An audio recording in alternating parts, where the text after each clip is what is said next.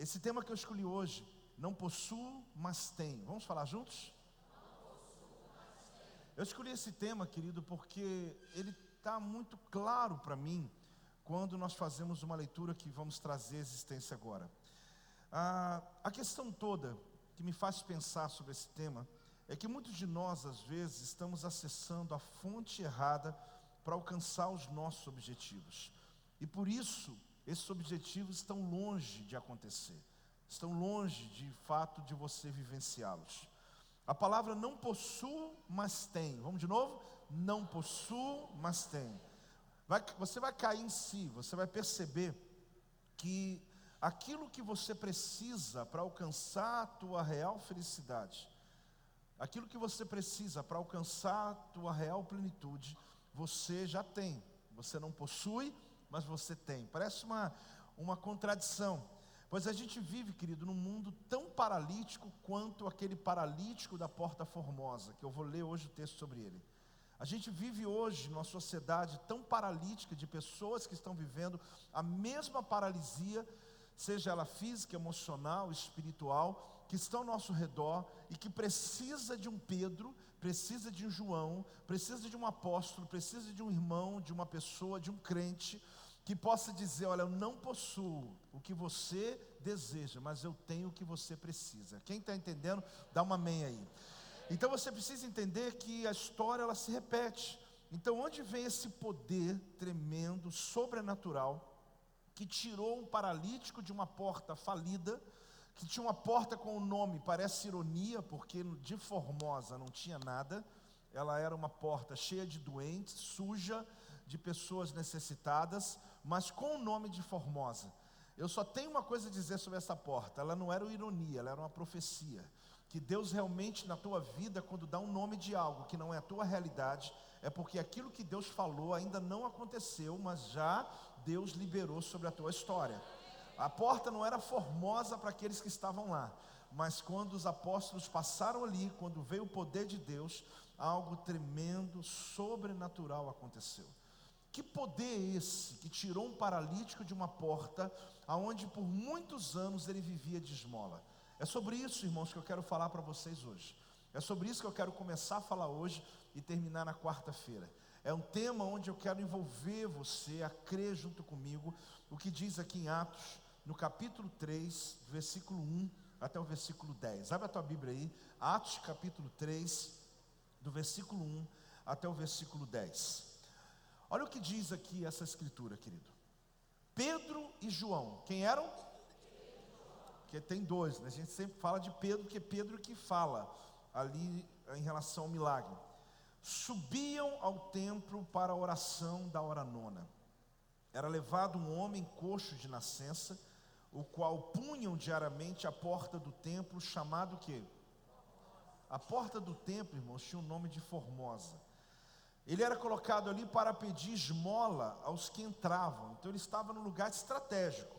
A sensibilidade grande, as pessoas indo para o culto, elas vendo aquela situação, se sensibilizavam. Vendo ele a Pedro e João, que iam entrar no templo, implorava que lhe desse uma esmola. Pedro, fitando juntamente com João, disse: olha para nós. O que ele disse? Olha bem, olha para nós. Ele os olhava atentamente, esperando receber alguma coisa. Quer dizer, ele deve ter ficado com a mão em risco, né, esperando alguma coisa. Pedro, porém, lhe disse: não possuo nem prata nem ouro, mas o que tenho, isso te dou. Fale comigo: não possuo, mas tenho. Olha que interessante, ele diz: eu não possuo prata e ouro, mas eu tenho. Você acha que é até uma contradição, mas ele diz: mas o que eu tenho te dou, em nome de Jesus Cristo, o Nazareno, anda. E tomando pela mão direita o levantou. Imediatamente os seus pés e tornozelos se firmaram. De um salto, fale comigo, de um salto. Olha bem, de um salto se pôs em pé, passou a andar e entrou com eles no templo saltando. Quer dizer, ele anda, mas ele depois começa a saltar e louvando a Deus. Viu todo o povo andar e a louvar a Deus, e reconheceram-se ele, o mesmo que esmolava, assentado à porta formosa do templo, e se encheram de admiração e assombro por isso que lhe acontecera. Não possuo mais o que tenho. Você vai perceber, querido, que Pedro, ele utiliza de uma frase que parece uma grande controvérsia. E que, na verdade, eu coloquei como tema para a gente hoje ouvir essa mensagem, para que pelo menos quando você viu lá eu postando na rede social, ou pelo menos quando você me ouviu agora dizendo sobre o que eu vou pregar, lhe cause um pouco de curiosidade. Mas como que pode alguém não possuir e ter? Como que pode alguém dizer, mas eu não possuo, mas eu tenho? Ou seja, talvez você poderia perguntar, tem ou não tem, né? Me responde, porque está lá o homem esperando, com a mão, esperando a esmola. E ele diz, eu não possuo, mas tenho. Ele devia ficar lá, fala logo, você tem, não tem, vai me dar, não vai me dar. Até porque a gente vive no mundo do mediatismo. A gente vive no momento que as pessoas querem resposta instantânea. Elas querem alguma coisa que seja agora. Não, me fala, você tem, vai me ajudar ou não vai me ajudar? Aí você diz, não, não é bem assim. Não, então a gente não tem conversa. Espera, eu não possuo o que você deseja, mas eu tenho o que você precisa. Talvez a gente pare para pensar, querido, como Deus fala isso com a gente muitas vezes. Porque na verdade aqui não havia crise do apóstolo dizendo, eu não tenho dinheiro. Ele podia ter feito uma analogia do ambiente que ele estava e dizer, você não está entendendo, eu estou trabalhando, não tem recurso, estou indo orar. Mas ele nem entrou nesse mérito, ele nem estava preocupado com o que ele não possuía. Ele estava feliz com aquilo que ele tinha. Então pode parecer controverso, mas é claro que ele está dizendo o quê? O que você está me pedindo, eu não tenho, mas o que você precisa de fato, eu tenho. É isso que ele está querendo dizer. Ele diz de uma maneira rápida.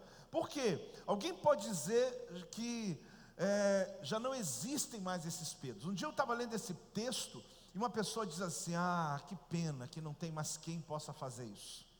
Que pena que não tem mais os Pedros, os Joãos, aqueles que têm esse nível de unção, para chegar para um paralítico e dizer, levanta e anda. Ele nem falou levanta, ele diz anda. Na verdade, irmãos, eu vou discordar aí com muita gente. Eu concordo que de fato os Pedros existem, os Joãos existem, inclusive aqui dentro existem Pedros ungidos, pessoas que creem. Me ajuda aí, fala um amém, irmão. Eu conheço pessoas nesse universo que vivo, não só de pastores, pessoas que ocupam funções ministeriais, mas de irmãos, como uma vez eu fui visitar uma igreja na Argentina, em Quilmes, a cidade que é a cidade do Carlos Anaconda, e o pastor Pedro Ibarras, numa manhã de domingo, eu estava eu e Silvio no culto, ele disse assim, eu vou pregar hoje não, porque o nosso irmão Carlos Anaconda, ele foi para o Japão, teve que voltar antes, eu vou pedir o irmão Carlos Anaconda para fazer uma oração por vocês. Ele não era pastor, não é evangelista, não é apóstolo, é conhecido como irmão Carlos Anaconda. Mas quando ele pegou a palavra, o paralítico começou a andar. Deus começou a fazer um projeto tremendo naquela igreja. Eu e Silvio estávamos lá naquela manhã de domingo, não é manhã que não se esperava muito, talvez hoje você não está esperando muito também. Mas o que você tem que entender é que Deus sempre surpreende aqueles que estão querendo algo da presença dEle. Então o que eu quero dizer, querido, que eu não concordo que os Pedros não existem, eu concordo que eles existem sim. O que não está existindo são os paralíticos prontos para ouvir o final da frase. Nós estamos apenas hoje com tantos Pedros ungidos dizendo, olha, eu não possuo, mas quando ele diz não possuo, então não tem conversa. O que nós estamos precisando é de aqueles paralíticos que necessitam, que estão dispostos a receber aquilo que não desejam, mas aquilo que precisam. Nós temos hoje muitas pessoas, querido, que estão dizendo que os Pedros não existem. Não existem, são pessoas que estão dispostas a receber o que precisa. Porque aquele paralítico queria esmola, mas Deus queria dar a ele a vida, poder andar, poder saltar, poder viver, poder se relacionar. Agora aquilo que ele queria, Deus não deu, mas aquilo que ele precisava, Deus deu. Então os Pedros ainda existem para dar para você o que você precisa. Talvez não exista aqueles que vai dar para você o que você deseja. Aí a gente confunde o texto e começa a achar que alguém tem que vir e resolver os meus problemas. Alguém tem que entrar e resolver a minha história. Não, Pedro disse, eu não possuo. Fale comigo, não possuo, mas tenho. Quando a gente decide agir como Pedro, quantas vezes você já decidiu agir como Pedro? Alguns rejeitam aquilo que você tem para dar.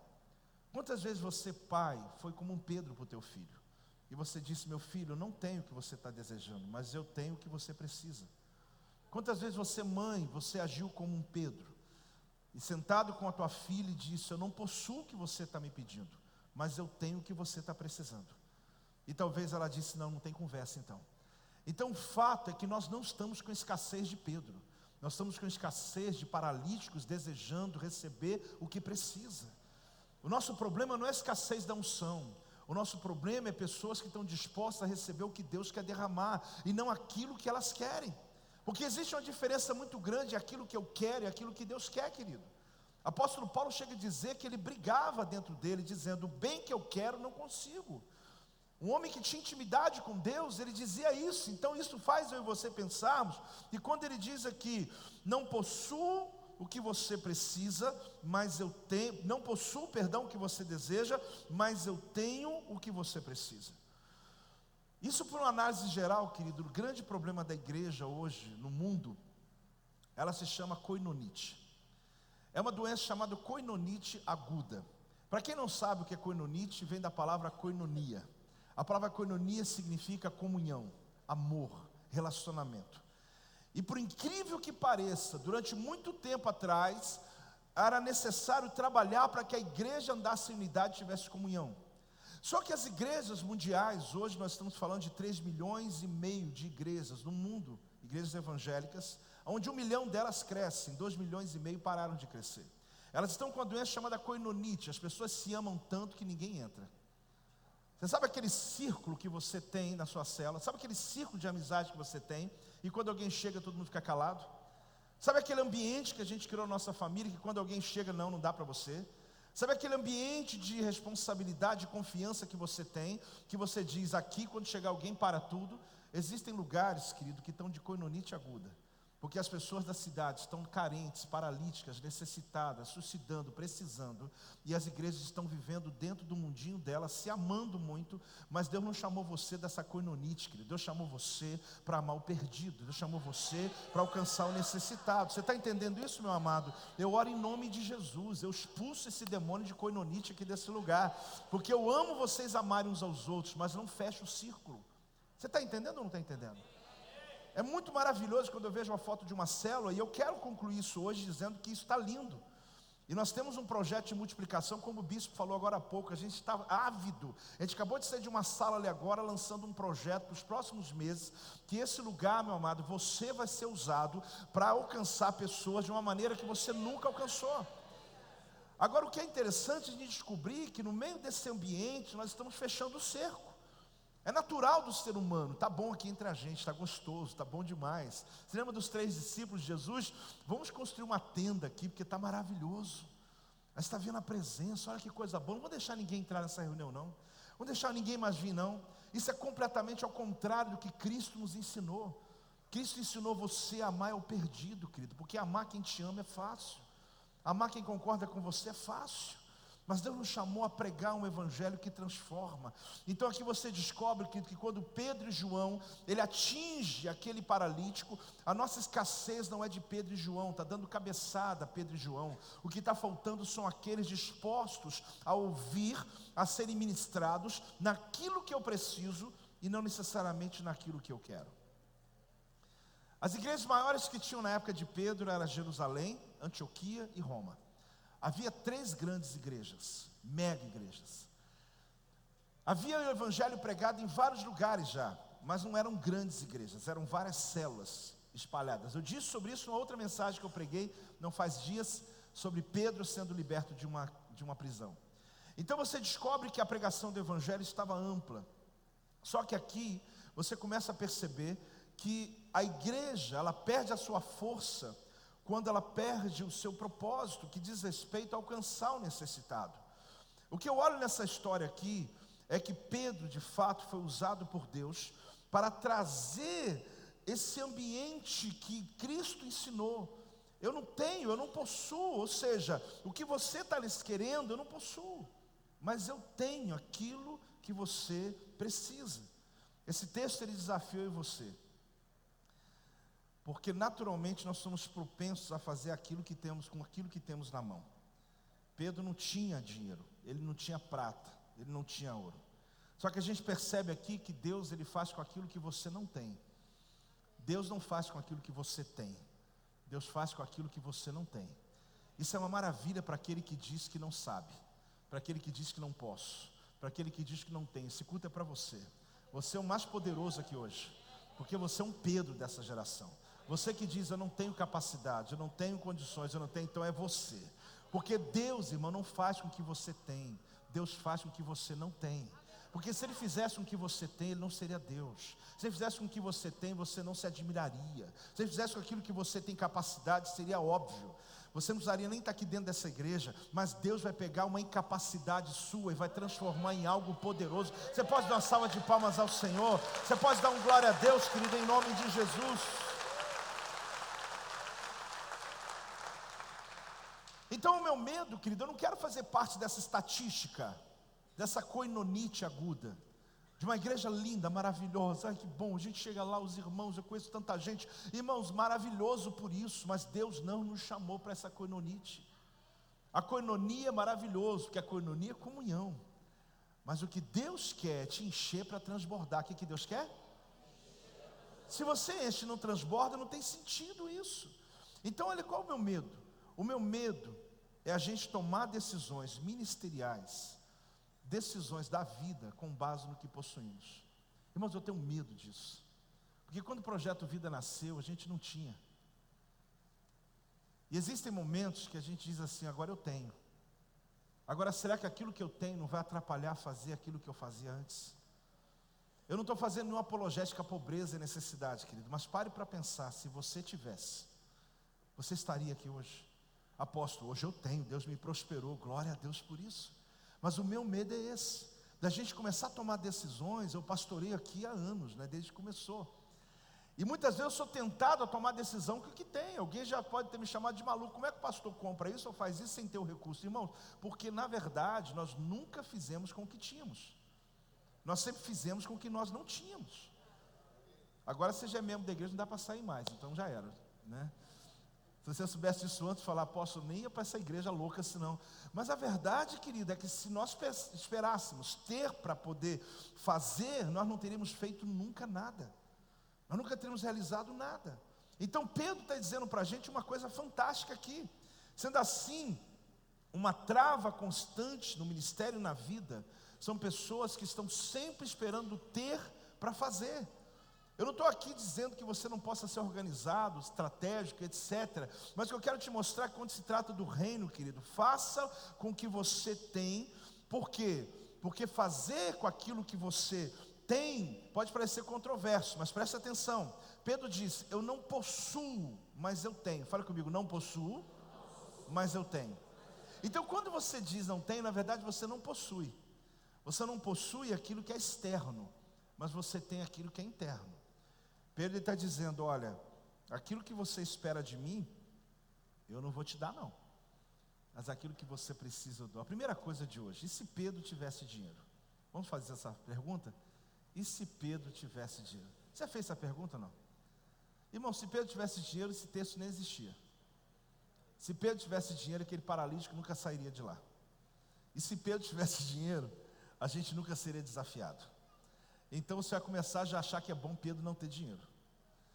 Agora, apóstolo, então você acha que é bom eu não ter dinheiro? Não estou dizendo nada. Eu só estou dizendo que se Pedro tivesse dinheiro, a vida continuaria do mesmo jeito. Mas pelo fato dele não ter dinheiro, algo sobrenatural aconteceu. Faça a sua leitura, querido. Ou a gente vai trocar o que está visível pelo visível, eu pego um dinheiro e troco por algo. Ou vamos entrar no sobrenatural. Porque ou eu pego um dinheiro e digo, olha, tem aqui, eu tenho prata, toma aqui. E a vida continua. E Pedro vai para o templo tranquilo. Ajudei um pobre, ajudei um necessitado. Inclusive se dá até testemunho depois. Pedro e João, olha bem, não tenho algo visível para suprir o visível, mas tem algo dentro de mim que pode acionar algo dentro de você. É o que ele está dizendo. Eu não tenho algo visível para suprir o que você está querendo visivelmente, mas eu tenho algo dentro de mim que vai mover dentro de você. Se a gente sair desse plano visível e entrar para um plano invisível, você vai ver que alguma coisa na tua vida vai mudar. Porque enquanto você está esperando o dinheiro para comer, eu te dou o dinheiro e sai satisfeito e todo mundo está feliz, e todo mundo bem. E alguém que passou falou: eu vi um apóstolo Pedro, o apóstolo João ajudando aquele paralítico. Olha que gesto lindo, olha que coisa fantástica. Porque a vida é assim, natural. Só que eles estão querendo dizer o seguinte: olha, eu posso acionar algo dentro de mim que você não está vendo, mas que vai mudar a sua realidade. Se ele desse dinheiro, seria normal. Mas a realidade daquele homem nunca teria sido mudada. Eu tenho algo fora de mim que pode acionar algo fora de você. Isso é o primeiro entendimento. Fale comigo: eu tenho algo fora de mim que pode acionar algo fora de você. Eu posso dar comida para uma pessoa, porém eu posso ensinar essa pessoa a ganhar e fazer aquela comida. Eu posso dar um dinheiro a uma pessoa, mas eu posso ensinar essa pessoa a ganhar aquele dinheiro que ela precisa. Eu posso orar por você, mas eu também posso te ensinar como você deve orar pela tua causa. A questão aqui, querido, não é nenhum problema você ajudar pessoas. Mas eu e você precisamos compreender que se Pedro tivesse dinheiro, nada aconteceria. Será que essa pergunta, ela ficou só naquela época? É interessante porque aqui está dizendo claramente: olha, eu tenho algo dentro de mim que pode acionar algo dentro de você. Porque o que está fora de mim, move o que está fora de você. Mas o que está dentro de mim, move o que está dentro de você. Eu vi um vídeo que vale a pena ver, tem menos de 2 minutos. O Amir Klink, ele um grande navegador. Ele em 84, ele fez a travessia do Atlântico Sul, a bordo do seu barco. E ele navega ao redor da região polar ártica. Amir Klink deve ter um pouco mais de 60 anos. Ele faz uma entrevista onde ele diz que a filha dele veio até ele e pediu para ele o barco dele. Ele falou: pai, o senhor atravessou já o Ártico, o senhor já fez tal coisa, então me empresta o seu barco, chegou a minha vez. Ouça um pouco da resposta dele, eu quero continuar daqui a pouco falando com você sobre esse tema. O barco está pronto para ir para a Antártica, não está? Eu falei: tá, minha filha. E ela falou: você deixaria o seu barco ir para a Antártica? Você prestaria para ele ir para a Antártica? Eu falei: claro. E você me deixaria ir para a Antártica? Ela me perguntou. Eu falei: claro, minha filha, eu deixo você ir para a Antártica. Então você me empresta o barco para ir para a Antártica? Eu falei: claro que não. Aí eu falei, ela falou: mas por que não? O barco pode, você me deixa aí, por que não?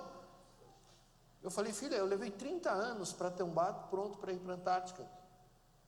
Eu não presto o barco para você, não presto para outra pessoa, para você não, porque eu vou perder os dois. Eu gosto dos dois, eu gosto do barco, eu gosto de você, eu vou perder os dois. Os dois vão morrer, vão acabar os dois, o barco vai afundar e você vai morrer. Mas se você quiser ir para lá, eu quero. Você quer mesmo? Eu vou te ajudar. Mas como você pode? Você tem dinheiro para me ajudar? Eu falei: tenho. Aí você pode me ajudar? Eu falei: eu vou começar te ajudando com 0 centavos. Você nunca vai ter 1 centavo meu. Você vai ter que fazer o seu barco. Eu te ajudo a fazer o seu barco. Você vai começar achando um jeito de fazer um projeto. Quando você fizer o projeto, você vai ralar até os infernos para conseguir os meios, os recursos.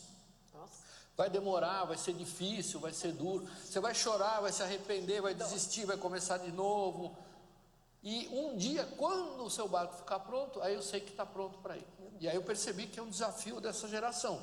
Eles têm hoje a visão completa do que é o fim do caminho, o sucesso, o patamar, o topo. Eles não sabem, para você sentar nessa cadeira, quanto você andou para cada... A gente vê tudo isso hoje instantaneamente. E eles tentam pular o caminho.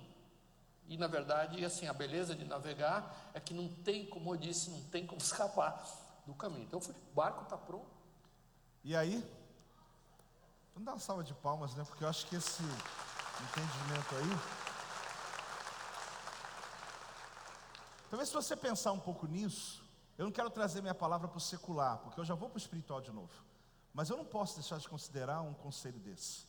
Porque se trata de alguém que está falando de algo que tem a ver com a nossa realidade. Nossos filhos estão querendo tudo pronto. Nossos filhos querem que a gente entregue aquilo que a gente demorou 30 anos para conquistar, 20 anos para conquistar. E na verdade é uma geração imediatista que não sabe. E talvez eles estão como aquele paralítico: me dá alguma coisa. E você fala: não possuo. Não, pai, você não possui? Não, eu tenho o que você precisa, mas eu não possuo o que você quer. Porque você vê ele dizendo, eu tenho dinheiro, mas eu vou te dar 0. Por quê? Porque não ama a filha, pelo contrário, eu acho tremendo uma coisa dessa. Porque alguém que está dizendo não, porque no processo da construção do barco vai ser o processo da sua preparação. Porque agora você vai morrer, você não vai conseguir conquistar. Então eu digo a você, querido, que o problema não são os Pedros querendo dar o que está dentro. O problema são os paralíticos querendo receber só o que está fora. Porque eles não querem aprender, eles querem só pronto. Você vai me dar ou não vai me dar? Não vai dar, então não tem conversa. Eu já sentei com pessoas, sentaram comigo e disseram, o senhor vai me ajudar? Eu falo, calma, mas você vai fazer? Calma, não, então não quero conversar. Peraí, mas a gente não pode nem tentar entender? Será que eu não posso te ajudar de outra maneira? Não, eu só preciso de dinheiro, eu só preciso de comida, eu só preciso disso. Mas será que essa pessoa vai ter aquela comida e vai passar fome daqui uma semana de novo? Ela vai ter aquele dinheiro, vai ficar devendo semana que vem de novo. Mas que talvez se eu der algo que está dentro de mim, ela vai conseguir desatar a vida dela pelo resto da vida. Você está entendendo ou não está entendendo, querido? Mas não sou eu apenas que tenho algo para dar, você tem algo para dar. Existe algo dentro de você, na tua vida, na tua experiência. O problema não são os Pedros, querido. Os problemas são aqueles que não estão dispostos a receber aquilo que precisa. A gente vive um tempo de imediatismos. Esses dias lá em casa, eu estava conversando com as crianças, como que a minha mãe preparava um frango em casa. Você tinha que ver a cara do Ian. Você tinha que ver a cara do Isaac. Quando a gente falou que minha mãe pegava, matava o frango, depois cozinhava num panelão. Tem gente olhando com uma cara estranha para mim. Depois tirava a pena, né, dona Di? Tirava tudo. Depois no fogo ia queimando aquela partezinha. Não, eu nem entrei na parte que tinha que primeiro pegar o frango, né? Tinha que correr atrás do bicho. E cortava a cabeça, eu lembro só do sangue vazando. Aquele monte de sangue, né? Vazando, né? E bota para cozinhar o bicho, e tira a pena, e queima, e tal. O Ian olhava para a gente e falou assim, era assim mesmo? Como se fosse o tempo do onça, do preço, eu me senti um velho, como se eu estivesse falando de uma coisa. Por quê? Porque não se espera uma coisa dessa, não imagina. Se eu falasse então como eram as outras coisas que a gente fazia em casa, do porco que matava, minha mãe separava a gordura, botava em potes direitinho, colocava a carne dentro. Então a gente não entende. Por que eles não conseguem entender? Porque eles querem o dinheiro, me dá aqui, me dá aqui, me dá aqui. Não, vamos conversar, não, me dá aqui. Mas não é só a geração de nossos filhos, tem muitos adultos assim também, que hoje querem que chegar aqui na igreja, sentam ali com a pastora Adriana, com o pastor Rafael, com o pastor Cláudio Marco, bispo Leite, seja qual for, e fala assim, olha, eu quero a solução, mas tem que ser agora, até 11 horas, só que são 15 para as 11, e a gente tem que se tornar responsável pelas escolhas que o indivíduo fez 10 anos da vida dele em 15 minutos, e ele não quer. Pode dar uma salva de palmas assim, em 15 minutos. Só que talvez, irmão, se a gente age como Pedro, como agiu, irmão, eu não possuo o que você está querendo, mas eu tenho o que você precisa. Eu tenho, te garanto que eu tenho. Se você me der algumas horas, alguns casos, se você me der 7 dias, alguns casos é mais, tem que ter 40 dias, não sei. Não é uma mágica, é um processo, é uma caminhada. Você quer resolver o problema da dor de cabeça ou quer arrancar o câncer de uma vez? Porque muitas pessoas, ele tem um câncer, mas está doendo a cabeça hoje por causa do câncer.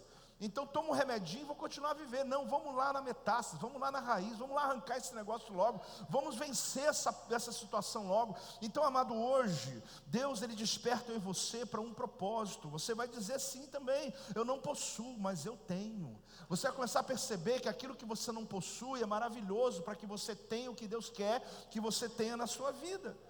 Então essa geração cheia de sonhos, que sabe o que querem, mas não fazem a mínima ideia como chegar lá.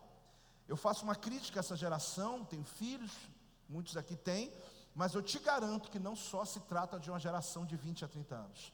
Se trata de uma geração de pessoas que não aprenderam a submeter a uma voz de comando, a uma direção, a um ensino. A teoria, às vezes, ela logo é confrontada, porque a geração que vivemos hoje é de tanta teoria, para tanta coisa, mas quando entra na realidade, não sabe lidar de jeito nenhum com as pressões. O meu medo, eu volto a repetir para você, é de tomar as decisões ministeriais com base naquilo que temos em vista. Eu pastorei há muitos anos, mas eu decidi, eu não quero tomar as decisões ministeriais da minha vida a partir daquilo que tem em vista. Porque se eu for fazer isso, eu vou deixar de ser um Pedro dessa geração. O meu medo é olhar para as pessoas e querer dar soluções rápidas para ela. Dar um dinheiro fica mais fácil do que me comprometer com a vida espiritual dela. Dar uma cesta básica é mais fácil, mas eu não estou criticando a cesta básica, não estou criticando a tua ajuda, você está me entendendo? Eu só estou dizendo que existe ajuda que não ajuda.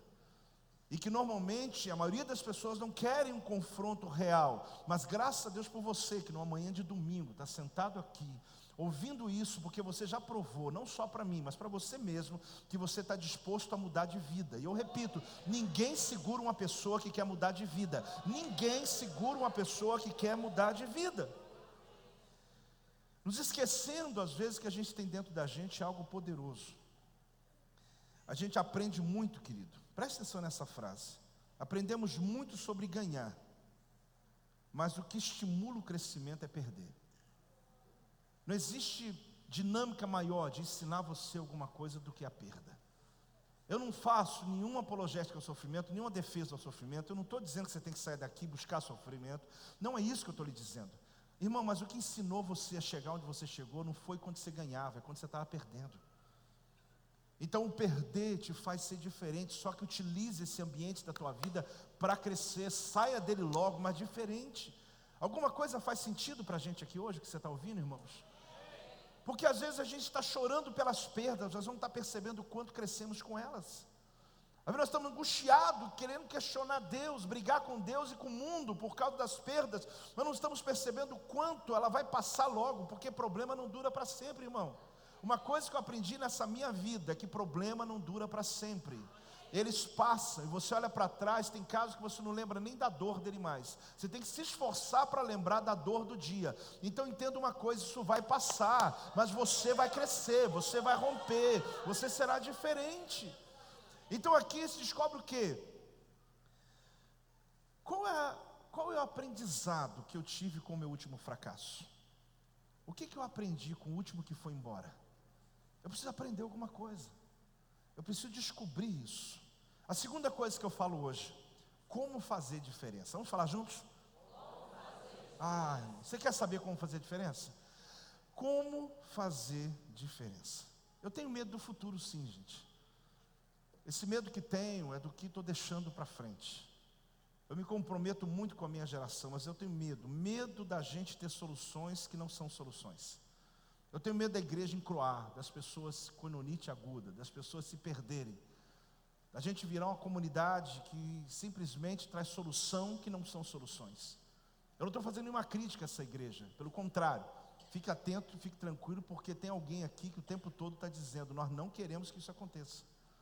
Agora eu espero que eu não seja o único, eu espero que você também seja um Pedro, que está dizendo, meu Deus, a gente precisa manter o nível de fé, a gente precisa manter o nível espiritual, a gente precisa acreditar que a igreja não nasceu para dar soluções naturais às pessoas, isso é secundário, isso também é, mas não é a nossa primeira chamada. A nossa primeira chamada é dizer, olha, eu não possuo, mas eu tenho. Eu não possuo o que você está querendo, mas eu tenho. Levanta, anda, sai dessa paralisia, seja liberto, sai desse ambiente da tua vida. Então, irmãos, eu tenho medo. Olha bem, cuidado para a gente não virar um cristianismo que melhora vidas ao invés de transformá-las. Cuidado, irmão. Está falando com você essa palavra? Eu preciso que você entenda isso. Cuidado, que a gente não torne um ambiente que melhora a vida dos outros. Alguém chega aqui e fala, melhorou bastante. Não melhorou não, irmão. Tem que transformar. Porque melhorar, você melhora em qualquer outro lugar. Tem que transformar, tem que mudar. O que vivemos hoje não é diferente. A gente vive num mundo paralisado. Então não é diferente do que Pedro vivia. Pedintes, mendigos, que precisam de diferença, de alguém que faça diferença na vida deles. O que era a vida daquele paralítico? Irmãos, aquele homem já estava acostumado com o flagelo dele. Ele era levado todo dia ali para os amigos, ou para algum conhecido, ou para alguém até que vivia daquele dinheiro, e era colocado ali naquela porta chamada Formosa, e imagino que no final da tarde buscava eles, recolhia o dinheiro, e ali aquele dinheiro era para ele e para quem o carregava. E aquilo já se repetia por muito tempo, a pessoa acostumada com o seu flagelo. Não é diferente de hoje, a gente encontra com muita gente que ele nem tem esperança mais na vida. Que o flagelo do casamento, dos filhos, da dor, da doença, a dor emocional, os problemas financeiros, parece que virou já uma casta na vida do indivíduo, que já virou a pele dele, é como se fosse uma sobrepele, já está escrito ali no peito dele: estou com dívida, estou dolorido, estou sofrido, e é como se aquilo ali fosse a realidade futura dele. Mas Deus não te criou para isso. Deus não te posicionou para isso. E quando Deus te trouxe para este lugar, é porque Ele tinha um plano perfeito para tirar você dessa condição da tua vida. Mas não espere, querido, alguém fazer por você apenas. Espere que algo aconteça dentro de você que Ele mude esse flagelo. Se não fosse Pedro não ter aquele dinheiro, irmão, a gente já começa até a agradecer pela falta do dinheiro. Eu nunca imaginei que alguém pudesse dizer assim: ainda bem que não tinha dinheiro. Porque é difícil alguém agradecer quando não tem dinheiro, né? Mas se a gente for honesto com a nossa realidade, eu sou com a minha, eu penso que tem momentos que ainda bem que a gente não tinha dinheiro. Porque o fato de não ter fez ser o que somos hoje. A gente teve que achar caminho, jeito, estratégia. A gente teve que descobrir potencial que nunca tivemos. A gente teve que compreender coisas que não compreendíamos. Porque o ter dinheiro facilitaria as coisas. Você paga alguém para fazer algo para você, você paga o outro para fazer algo para você, glória a Deus. Tem coisas que eu não preciso entender do jardim da minha casa, que alguém faz. Mas é interessante você perceber que ali, se Pedro tivesse dinheiro, não se trata de um jardim, de uma casa, se trata de a vida de uma pessoa. E Deus então, Ele provoca a escassez para liberar um milagre. Já parou para pensar, irmãos, que aquilo que você está dizendo que é o diabo, pode ter sido Deus provocando a escassez, para provocar um poderoso milagre na tua casa, na tua família, no teu casamento. Eu sei que é ruim de dar amém numa mensagem dessa, mas pelo menos pare para pensar que houveram momentos da tua vida que foi a escassez que te empurrou, que fez você ter um salto. Eu não estou fazendo nenhuma defesa mesmo, não estou, apóstolo, então tem que ser pobre, necessitado para Deus agir na tua vida. Não, não é isso. Mas em momentos da sua vida, a gente percebe que essa foi a grande verdade. Tem gente que nem estaria aqui se não tivesse tido uma escassez. Aí você pode dizer: ainda bem que eu tive aquela escassez, ainda bem que eu vivi aquele momento. Será que você teria se esforçado tanto se você tivesse tido tudo na mão? Com certeza não. A diferença se faz, querido, com o que se tem dentro e não com o que se tem fora. A diferença que você faz na vida das pessoas não é o que você pode dar a elas, porque aquilo que você dá acaba, e ela pode voltar e pedir para outro. Deus quer fazer através daquilo que você não tem. Eu digo aquilo que você não tem por fora, aquilo que você não possui. Eu queria que você prestasse atenção nessa frase, porque ela tem muito a ver com a realidade que a gente vive hoje. Muitas pessoas querem a aparência do vencer, ao invés da prática e do trabalho duro que cria um verdadeiro campeão. Eu vejo muita gente muda a roupa, muda isso, muda aquilo, muda o carro, mas está quebrado. Irmão, desculpe a minha honestidade. A mudança real é dentro de você. Não adianta você tentar mudar uma aparência. As pessoas querem uma aparência do vencer. Aquele ali é um vencedor. Olha a roupa que ele está, olha o carro que ele está, olha a casa que ele alugou. Olha, irmãos, isso não diz nada. E a gente está vivendo uma sociedade hoje onde se leva as pessoas a viver de aparência. Eu não estou questionando você que precisa andar bem arrumado pelo teu trabalho. Isso está correto, porque afinal de contas tem empresa que você tem que usar uniforme, e tem empresa que você tem que botar um terno. Eu não estou lhe criticando por isso. E coloque um terno bonito, esteja bem arrumado e asseado.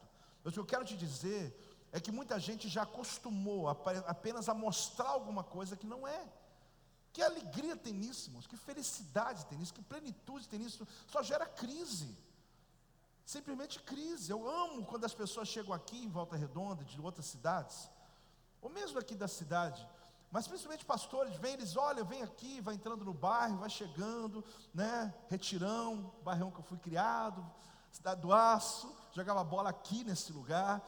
Aí de repente tem pastor que entra e fala: uau, eu não imaginava que esse lugar era tão bonito assim por dentro. Eu amo ouvir isso, porque seria horrível alguém chegar e ver uma fachada linda e encontrar um barracão aqui dentro. Porque a surpresa é maravilhosa. Que seja assim com você, querido. Você não prometeu muito, mas entregou bastante. Você não prometeu muito não. Falei: eu sei cozinhar mais ou menos, mas quando a gente colocou na boca, uau, onde você fez a comida? Agora tem gente que fala: eu sei muito, olha, eu sou o melhor churrasqueiro, tu come. E aí? E aí, né? Deixa eu acabar de mastigar primeiro aqui, esse nervo que você me deu aqui, né? Sabe o que acontece, querido? A gente precisa surpreender, mas de uma maneira ao contrário. Prometa menos, entregue mais. As pessoas às vezes estão vivendo de uma aparência desnecessária. Isso gera uma crise, porque você começa lá em cima. Aí eu quero te ajudar, só que eu quero te ajudar de partir de qual patamar? Apóstolo, mas o Senhor que me ensinou a sonhar, ensinei. O Senhor que me ensinou a ser excelente, ensinei. O Senhor que me ensinou a ser nobre, ensinei. Mas ser nobre não é viver de aparência. Ser nobre tem a ver com atitude, querido, com educação. Tem a ver com trato com as pessoas, falar baixo. Tem a ver com resiliência. Não falar mal das pessoas quando não estão perto. E quando estiver junto, você fala mal, mas olha na cara dela então, que você ajuda. Isso é ser nobre. Ser nobre tem nada a ver com as outras coisas que são criadas ao nosso redor. Por isso, esse entendimento, não possuo, mas tenho. Fala comigo, não possuo, mas tenho. Porque a gente fica tão focado naquilo que não possuímos, mas nos esquecemos e desconsideramos aquilo que temos. A gente olha a nossa vida hoje, querido, e você tem tudo para ser feliz. Só que você fica mais olhando aquilo que você não possui, ao invés de você olhar aquilo que você tem. Porque existem coisas que você não possui, eu também não possuo. Até porque, tendo acesso às redes sociais hoje, a gente fica toda hora insatisfeito. Você acabou de comprar um carro, você fala, mas tinha que ser aquele. Você acabou de comprar roupa, tinha que ser aquela. Porque hoje a modelagem está grande, a gente vive num mundo de modelagem, todo mundo está se modelando alguma coisa. Então a gente se perde naquilo que realmente funciona, é real. Então eu digo a você, querido, que se você começar a olhar o que você tem, você nem vai perceber o que você não possui. Porque o que você tem dentro de você é o suficiente para você possuir no futuro tudo que você necessita. Só que tem coisas que você não possuiu porque Deus não quer que você possua. Porque não é o melhor para a tua vida. Dá para entender isso ou não? Tem momento, querido, que a gente tem aquelas crises. Por que eu não possuo tal coisa? Irmão, já provou pensar que pode ser Deus que está te privando? Pode ser Deus que está te protegendo? É possível isso ou não? Pode ser Deus que, como o pai, falando, a Mirknik falando para a filha dele, olha, eu não vou te dar um dinheiro, eu não vou te dar o meu barco, mas eu te ajudo a construir o seu. Alguém ouvindo isso pode falar, que pai ruim. Não, irmão, ele está dizendo, eu vou te dar mais do que o meu barco. Eu vou te dar mais do que o meu dinheiro. Eu vou te entregar aquilo que eu tenho dentro, que eu não dou para ninguém. Só que é um Pedro dizendo para alguém, eu não possuo o que você deseja, mas eu tenho o que você precisa. Agora no ministério, na igreja, no dia a dia, na célula, não é diferente. A palavra aqui significa o quê? Está à mão. Se refere a prata e ouro, porém tenho, ele está se referindo ao que? Algo dentro dele. Então quando ele fala sobre possuir, é o que está fora, está à mão. Quando ele fala sobre ter, é aquilo que está dentro dele. A terceira coisa que eu quero falar para você é a frase deles: olhe para mim. Vamos falar juntos? Olhe para mim. Ele está dizendo, vamos ajustar a mira aqui. O paralítico está ali, né? Querendo esmola. Aí ele fala, olha para nós. Olha para nós. Não é qualquer um que pode fazer isso não, irmãos. Tem que ter moral, hein? Porque tem gente, quando você olha muito para ele, você vê os defeitos. Você olha muito para ele, porque a convivência, querida, é uma maravilha. Quando você convive com alguém de longe, você tem uma expectativa. Agora vai viver uma semana, viaja para Israel uma semana e dorme no mesmo quarto. Ou você volta muito amigo, ou você chega aqui e senta lá na ponta, outro lá na ponta. Porque a convivência, ela dá a você a oportunidade de conhecer as pessoas. Olhe para mim. Imagine quantos ministérios poderiam surgir naquela hora ali, irmãos. Esse é o meu medo. Eu amo a igreja eclética, cheia de redes ministeriais, cheia de projetos, e eu amo mesmo. Eu acho que a igreja precisa responder à necessidade de uma cidade. Mas, irmãos, o que me assusta quando eu olho esse texto, é que aqui a gente pode tomar cuidado, porque pode ser uma solução que não é solução. Essa palavra ela me exorta, ali poderia nascer vários projetos, porque a falta e não daria uma solução. Ele podia dizer, olhe para mim, aí chamar um obreiro e falar assim, vamos fazer o ministério do colchonete. Vamos arrumar muito colchonete. Coloca um colchonete para ele deitar. Porque agora ele vai pedir dinheiro, mas ele vai ficar mais aconchegado. Aí dali ia sair o ministério, aqui alguém ia ter uma ideia, gente, vamos fazer o ministério do guarda-sol. Eu acho que a gente devia colocar um guarda-sol em cima dele, organizar o ponto dele, dar uma limpada melhor, colocar uma placa e vamos arrumar o cantinho dele. E depois o ministério do sopão mais tarde. A gente ia chegar, levar a sopa para ele, entregar para ele. E depois, irmãos, após você está criticando o que a gente faz? Nunca. O que eu estou dizendo é que antes de dar o que está fora de você, experimente dar o que está dentro primeiro, querido. Ih, mas ficou em silêncio agora, né? Aí ia ter o Ministério do Colchonete, o Ministério do Guarda-Sol, o Ministério do Sopão, mas 3 ministérios no Projeto Vida. Só que o paralítico ia continuar no mesmo lugar, sem andar. Irmãos, a gente tem mais para dar do que você pensa. A gente pode mudar a vida das pessoas e transformar de uma vez por todas. Só que hoje a solução, ela é todo o tempo essa. Alguém um dia chegou para mim, apóstolo, a gente tem que ajudar. Eu falei, já ajudamos mais do que devia. Hoje o projeto social da igreja, o Pratique Esperança, cestas básicas que a gente dá, e não vamos parar não, irmãos, vamos continuar dando.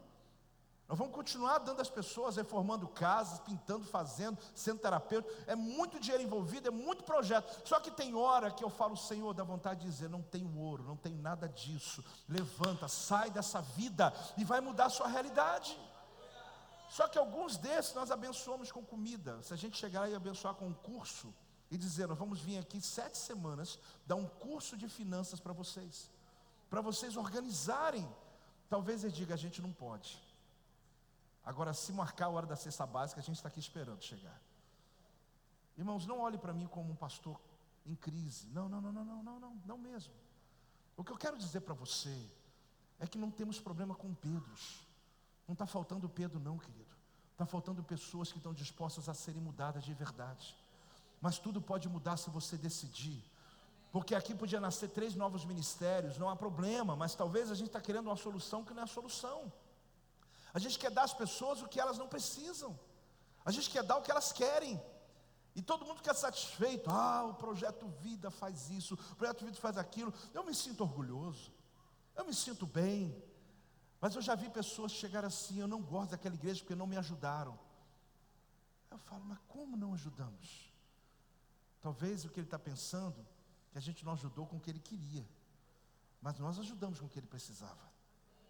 Só que dentro dele tem uma mágoa dizendo, não me ajudaram. Vieram aqui umas 10 vezes. Eu já vi gente falar, me fizeram 10 visitas. Eu falo, mesmo? Nem eu recebi tanta visita assim. Mas não trouxeram nada para mim. Mesmo? Não abriram um texto, não oraram com você, não liberaram o ensino, liberaram a palavra. O que é o nada que a pessoa está dizendo? É o pão. Aí a gente leva o pão. Só que a pessoa não anda. Só que a pessoa não trabalha. A pessoa não rompe. Em nome de Jesus, irmãos, vamos voltar à nossa origem. Vamos tomar a unção de Pedro, a unção de João, e vamos dizer às pessoas, eu não possuo o que você está desejando, mas eu tenho o que você precisa. Você vai levantar dessa condição. Tem um crente aí, meu irmão? Dá uma salva de palmas ao Senhor. Dá um glória a Deus em nome de Jesus. Irmãos, como é tremendo. Eu estava andando em Volta Redonda agora, quinta-feira, e eu andando ali na 33. Aí um senhor, uma pessoa, se aproximou de mim. Eu vi que estava querendo falar comigo, eu parei. Aí ele disse assim, apóstolo, eu estou há 1 ano e 2 meses lá no Projeto Vida. Eu nunca dei um abraço no senhor, eu posso dar? Eu falei, é agora. É agora, dê um abraço. Qual é o teu nome? Quirino. Eu sou discípulo lá da célula da Eloá e do Arildo. Fiquei feliz, né, pelo Eloá e pelo Arildo, ter o Quirino na célula deles. Aí ele falou assim, apóstolo, eu oro pelo senhor toda a madrugada. Não sei se o Quirino está aqui. Alguém estava brincando comigo, né, Lucas? Que era um anjo, né? Que o Quirino não existe. À noite eu vou perguntar de novo, o Quirino existe sim. Existe, Adriano? É porque eu contei para os irmãos sobre essa experiência. Falaram, apóstolo, você deve se ver a filmagem da prefeitura, você está abraçando assim, sozinho, assim na... Esse Quirino foi imaginário seu. Não, porque foi um negócio tão forte. Irmãos, o Quirino ora por mim toda noite. Essa é a notícia que eu quero receber. Apóstolo, tem uma pessoa que tem raiva de você, não me conta, me fala do Quirino. Me conta do Quirino, irmão, esse que é maravilhoso. E ele falou assim, apóstolo, eu tenho uma palavra para o senhor. Não perde seu tempo olhando para o lado. Não perde o seu tempo olhando para as notícias, as pessoas se inscrevem. Faça o que Deus mandou o senhor fazer. Irmão, eu arrepiei o corpo todo. Na rua 33, Deus usou um irmão aqui da igreja para dizer para mim, faz o que você tem que fazer. Não dá às pessoas o que elas querem, dá a elas o que elas precisam. É como se você estivesse dando isso. Eu me despedi do Quirino e falei, irmão, muito obrigado. Ele falou, você está entendendo? Eu falei, perfeitamente. Porque é maravilhoso sentar com alguém ou parar na rua com alguém que ora por você. Porque alguém que tem ódio de você, irmão, destila veneno. Mas quem ora por você tem uma palavra de vida para te libertar, para te abençoar. Que Deus levante muitos quirinos nessa igreja. Pessoas que têm 1 ano e 2 meses lá embaixo. Ah, pô, mas você não ficou de consciência pesada porque você não abraçou o quirino? Não, o quirino abraçou a Eloá, abraçou a Arilda, abraçou a Adriana, abraçou todo mundo. Não conseguiu. 1 ano e 2 meses depois, ele me deu um grande abraço e uma palavra de Deus para a minha vida. Tinha um momento certo, irmãos. Agora o que eu quero dizer para você é que a palavra que eu recebi dele fazia tanto sentido. Eu estou compartilhando com você. Pare de olhar para o lado, irmão. Pare de olhar para aquilo que você não possui. Decida viver com o que você tem. Porque aquilo que você não possui pode ser, eu te garanto que pode ser muito isso, que Deus não viu você capaz de ter ainda, de possuir ainda. E que talvez a falta disso fez você ser quem você é. A falta do que você está possuindo, está conquistando, está mantendo o teu coração, a tua fé na presença de Deus. É foco. O que adianta, irmãos, a gente pensar um monte de soluções, de coisas para as pessoas, mas não muda a vida delas? Eu penso muito nisso, irmãos. Eu, como líder desse ministério, não gosto de ninguém trabalhando sem resultado. Eu sabia que alguém gastou energia num projeto, foi lá levar o guarda-chuva, mas não resolveu. Foi lá levar comida, mas não resolveu. Porque no final eu quero ver quantos vão ser batizados. No final eu quero ver quantos vão ser salvos. Porque a obra da igreja é evangelização, irmãos. Nós não somos uma comunidade espírita para ajudar pessoas. Nós somos uma comunidade que transforma a vida de pessoas e que também ajuda financeiramente, ajuda sim, mas a nossa chamada não é prata nem ouro. A nossa chamada, o que eu tenho eu te dou, levanta e anda. Nós fomos chamados, irmãos, para uma transformação completa. A gente pode fazer vários projetos, envolver muita gente, não acontecer nada. A única coisa é uma sensação de dormir à noite dizendo, fiz alguma coisa. Irmãos, eu não quero crente tendo sensação, eu quero você ter um poder de realização. Então quando eu me preocupo com o teu trabalho, o teu potencial, é porque eu quero que você faça muito, mas faça certo. Porque se você levar algo para alguém e não levou ele para Jesus, nada adiantou. Você levou o que ele queria, mas você não deu o que ele precisava. Cadê os Pedros dessa geração? Aí sim está faltando. Apóstolo, eu estou cuidando de uma família tem 1 ano. Cadê eles? Nunca veio na igreja. Irmão, tem uma coisa errada nesse relacionamento. Tem uma coisa errada nesse relacionamento. Quer dizer que você nunca entregou o evangelho de Jesus Cristo real que muda as suas vidas? Então talvez você tenha que parar de possuir para ter. Porque enquanto a gente possui, às vezes perde o foco. Se a gente corre atrás de 2 coelhos, a gente perde os 2. Porque na verdade, Deus chamou você para fazer uma coisa específica. E a igreja foi chamada para evangelizar.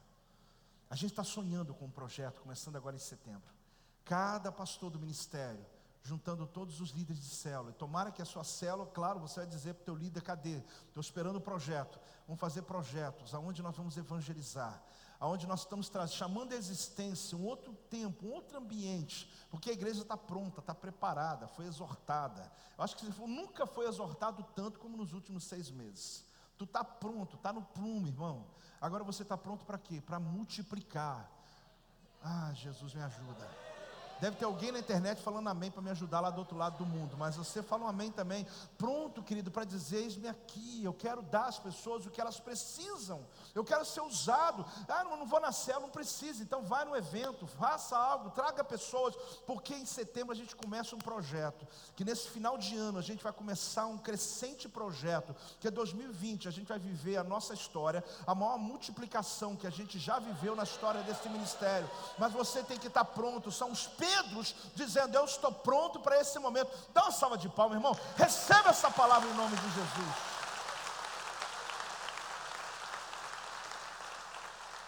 Na quarta-feira a apóstola disse uma coisa fantástica. Pessoas bloqueiam nossa identidade. Eventos bloqueiam nossas decisões. Mas Jesus diz quem somos e para onde vamos. Apóstola Silvia. Se você estava na quarta, você ouviu isso. Pessoas bloqueiam sua identidade, eventos bloqueiam suas decisões, situações da vida que paralisam você. Mas Jesus tem um propósito claro. Para onde você vai, quem você é. Uma das coisas mais terríveis que a gente vive em nossa geração são as redes sociais. Elas estão oprimindo tantas pessoas que o tempo está passando e você não faz o que tinha que fazer. Você não consegue se envolver com projetos. Está distraindo, o tempo das modelagens. A modelagem é eu querer buscar de alguém aquilo que ele tem de bom. Só que o resto eu não quero. Aquele indivíduo é bom nisso, mas no casamento ele está lá acabado, está no 5º casamento. Esse indivíduo é bom nisso, mas na vida financeira ele é péssimo. Só que ele está criando um mundo de Frankenstein. A gente pega um pouquinho de cada. Modelagem. Eu pego um pouco desse, um pouco desse, um pouco daquele. Na verdade, querido, no Evangelho não é assim. No Evangelho não é modelagem, é discipulado. É crescimento. Eu ando com gente que tem problema como eu tenho também, só que já venceu. Eu ando com gente que tem as suas lutas, mas já venceu. E eu quero dizer uma coisa para você, eu termino com essa palavra. Deus nos fez para sermos felizes nos outros. Dá para você falar isso comigo? Deus nos fez para sermos felizes nos outros. É como um pai que se realiza no filho. É como um pastor que se realiza na ovelha. Irmão, preste atenção na história de José. A história de José é muito clara a esse respeito. Porque José só foi pleno, olha bem. José só viu seus sonhos se cumprirem depois que ele interpretou o sonho dos outros. Você foi chamado para ser feliz em quem? Nos outros. Ah, apóstolo, eu achei que eu era feliz com o meu umbigo só. Eu resolvo minha vida, estou bem aqui. Não é assim. A tua plenitude está quando você serve pessoas. Quando você alcança pessoas. José só viu os sonhos dele realizados quando ele foi o quê? Interpretar o sonho dos outros. Ele cuidou do sonho dos outros e Deus cuidou do sonho dele. Está entrando ou não essa palavra, irmão? Então tem que mudar alguma coisa em nós. É menos sobre mim e mais sobre os outros. Tem que ser assim, irmão. É menos sobre mim. Ajudando as pessoas. Apóstolo, falou que não pode ajudar mais ninguém com a cesta básica. Deve, irmão, eu não disse isso. O senhor está dizendo que eu não posso abençoar uma pessoa que está fazendo hemodiálise, eu tenho que levá-la lá. Deve, irmão, vai lá ajudar. Mas o que eu estou dizendo é que antes disso, consulta o teu coração. E talvez diga como Pedro: eu não tenho um carro para te levar, mas eu tenho unção para orar por você. Começa a ser ousado, querido. Começa a ser ousado. Começa a ser usado por Deus. A plenitude que a gente vive, querido, está aí. Quando a gente decide ajudar os outros. Porque aquilo que você necessita pode estar oculto em alguém desagradável ou situações desagradáveis. Mas ela tem o que você precisa. Em pessoas que você diz que são desagradáveis e às vezes em situações que você diz que são desagradáveis. Lá dentro tem o que você precisa. E aí você descobre que enquanto algo que você deseja pode se apresentar para você, como se existisse uma fonte dos desejos. Eu lembro quando eu fui em Roma a primeira vez, eu fui na Fontana di Trevi. Esse lugar é interessante porque pessoas chegam lá e fica lotado o tempo todo. Foi reformado tem 2 anos pela Fendi, é uma marca muito famosa, gastou 2 milhões de euros aí, e eles reformaram a Fontana di Trevi, que é a fonte das trevas, mas conhecida como a fonte dos desejos. Então o solteiro chega lá, joga 3 moedas e pede um casamento para ele. Você sabe quanto se recolhe por dia, Silvia, de euros lá? 3.000 euros por dia. Todo dia um projeto católico chamado Caritas pega mais ou menos 3.000 euros das moedas que os turistas lançam ali, esperando o seu desejo se realizar. Eu nunca perguntei para ninguém o que aconteceu, mas as pessoas jogam moeda, tem que ser de costa, né? E joga. Aposto, que bom que você me falou que eu vou lá fazer isso.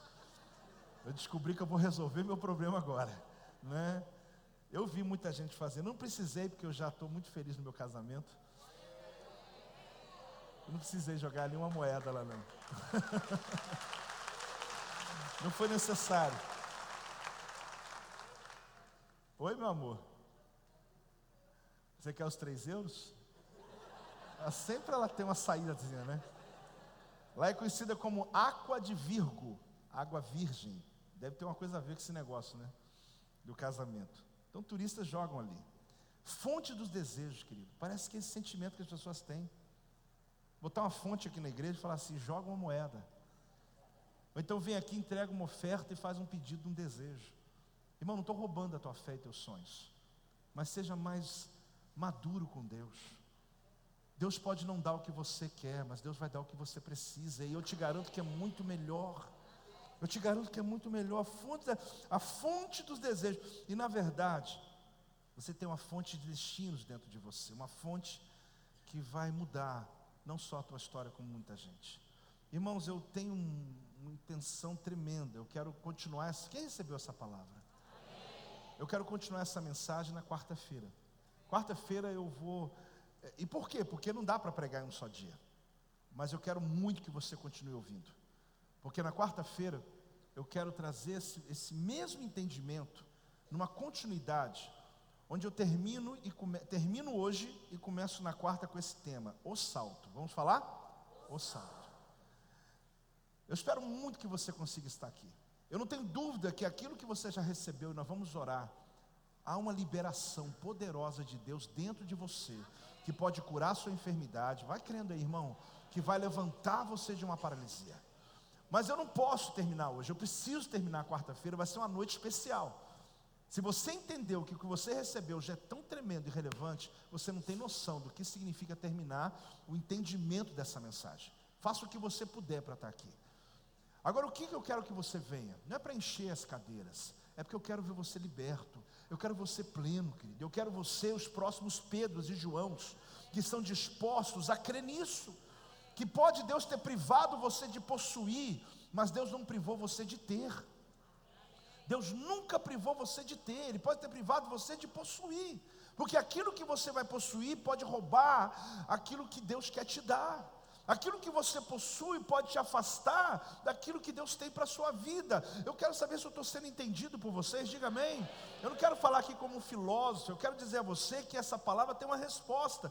Então no versículo 8, você vai ver o seguinte, em Atos 3:8, que ele num salto, foi num salto que ele, no momento que ele é abençoado, ele começa a andar e dá um salto, e nesse salto, ele está declarando o quanto ele foi liberto, que é o tema que eu começo quarta-feira.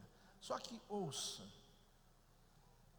quando eu olho para trás do Ministério Projeto Vida, ao ver tudo que a gente realizou sem ter nada, eu me assusto com tanto que fizemos com tão pouco.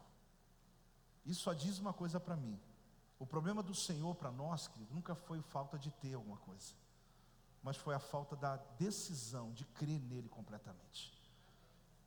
A resposta ao paralítico foi um salto. O que ele fez? Um salto. Ele pulou, fez um salto. A resposta a alguém que está angustiado é um grito. Eu não sei qual é a resposta à tua libertação, mas o paralítico deu um pulo para provar que ele estava realmente, completamente curado. Porque alguém que está paralisado, andar já é tremendo, agora saltar, nós estamos dizendo que o nível aumentou. Ele está dando uma resposta para Deus absurda. Eu só peço uma coisa, querido: ensaie qual vai ser a resposta que você vai dar àquilo que está te oprimindo. Qual vai ser a tua resposta à tua libertação?